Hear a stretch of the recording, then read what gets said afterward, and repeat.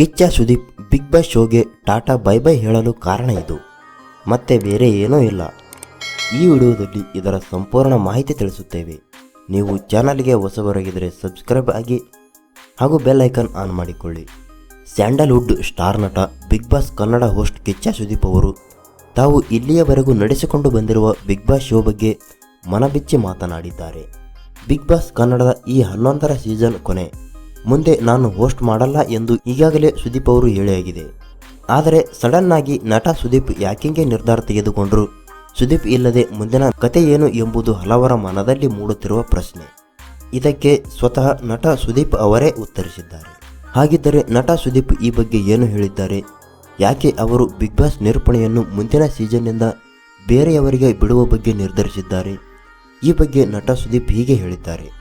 Big boss ಶೋವನ್ನು ಚೆನ್ನಾಗಿಯೇ ನಡೆಸಿಕೊಂಡು ಬಂದಿದ್ದೇವೆ. ಬುರ್ಜ್ ಖಲೀಫಾ ಥರ ಎತ್ತರಕ್ಕೆ ತೆಗೆದುಕೊಂಡು ಹೋಗಲಾಗಿದೆ.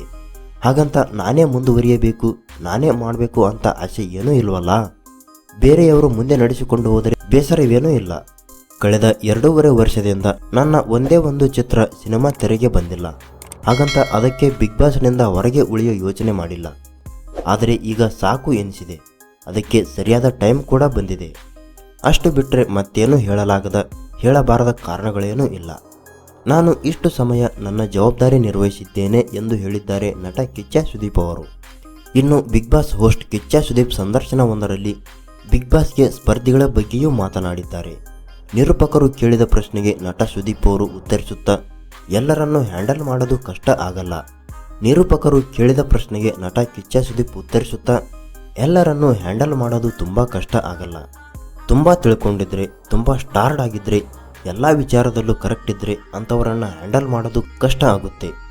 ಕನ್ಫ್ಯೂಷನಲ್ಲಿ ಇರೋರು, ಗಲಾಟೆ ಮಾಡ್ಕೊಂಡಿರೋರು, ನಾಳೆ ಏನು ಮಾಡಬೇಕು ಅಂತ ಗೊತ್ತಿಲ್ಲ ಅನ್ನೋರಿಗೆ ಹ್ಯಾಂಡಲ್ ಮಾಡೋದು ತುಂಬ ಈಜಿ.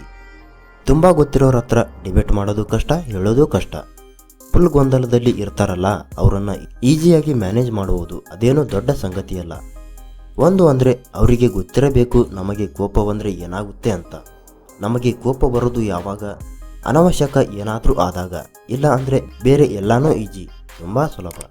ಜನರನ್ನು ಹ್ಯಾಂಡಲ್ ಮಾಡೋದು ಅಷ್ಟು ಕಷ್ಟವೇನೂ ಅಲ್ಲ. ಸುದೀಪ್ ಅವರ ಬಗ್ಗೆ ನಿಮಗೆ ಏನೆನಿಸುತ್ತದೆ ಕಮೆಂಟ್ ಮಾಡಿ ಹಾಗೂ ವಿಡಿಯೋಗೆ ಒಂದು ಲೈಕ್ ಮಾಡಿ.